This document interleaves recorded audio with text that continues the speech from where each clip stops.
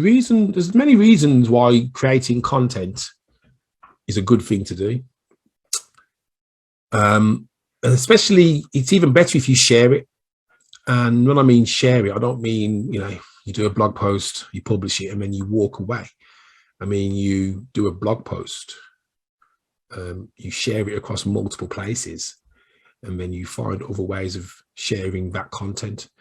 The reason that's important is that you just get more eyeballs on your message. This is the game that we play in business. It's about the message. It's about the amount of people that see your get their eyes on your offer. And if you're only putting your offer in one place, then guess what? That means there's only one place for potential people to see it.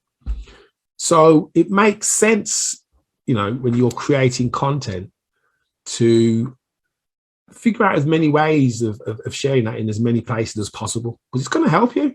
I mean, if you look at the example for, on the group page right now, so we did Tell Us About It Tuesday. Now, imagine if someone was to go and take all of those individual posts with all of those individual events and post them in another 10 places. Can you see? There could be an opportunity there for that business owner to pick up another customer, another network attendee, another person booking on meditation. So it does make sense for you to be creating content and sharing it in more places. So it is important, make sure that, anything that you put together, stick it in the groups that you're in, especially if it's a course or something that's going to help people, because you just don't know who's going to say, oh, I want some of that.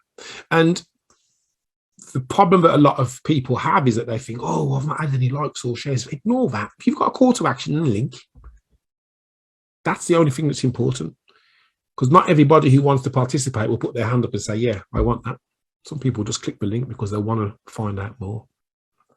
The other importance of sharing your content in as many places as possible is that the only other way to get in front of as many people as possible in great numbers is by spending money on ads. It's okay if you've got deep pockets and you're happy to test until you find something that works, but there's no guarantee. There's no guarantee it's going to work first time. There's no guarantee you're going to make your money back. So it's really important that, when you are creating content, you try and find ways of sharing it. So what else have you got there? So, I mean, how many ways can you create content? You've got written. So obviously you've got blog posts. They're good. The great thing about a blog post is the more words that you have on that blog post, which then goes on your website, the more words and phrases that Google can associate with your business. So let's say, for example, you wrote a blog about the duck with a purple beak. Couldn't think of anything more obscure. Do ducks have purple beaks? Anyway, so you've written a blog post about the duck with the purple beak and how he felt so different to everybody else, because everybody else had a yellow beak. But then someone taught him that by having a purple beak, it made him unique, which made him stand out amongst the crowd. Yeah, that's quite good, actually. But then if somebody went to Google and typed in the duck with the purple beak, chances are your blog post, your page that mentions it, is going to appear as an option for that person who's looking. So that's why written content is good. It lives on your website for a long time, but written content on social media doesn't.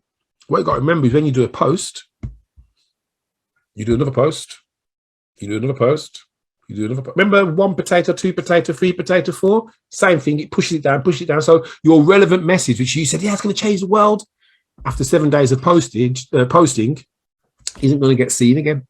So, blog content on your website, you can repurpose, you can reshare it over and over again. A post on social media, yeah, it's here today, it's gone tomorrow. So if you can find a way of creating written content, I would definitely go down that route if it's something you can do. The other kind of content you can create is video content. I'm doing a video now.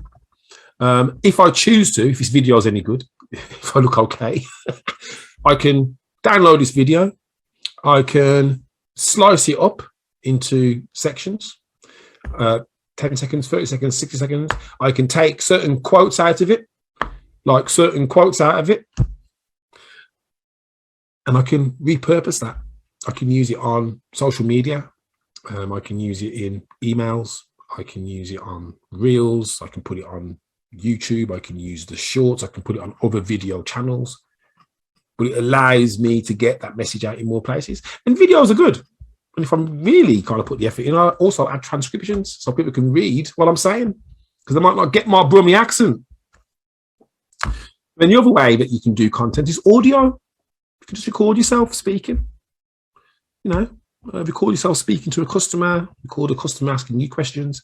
But the great thing about that, that can be split up and turned into smaller bits, turned into an audiogram, turned into a sound expert with a transcription. So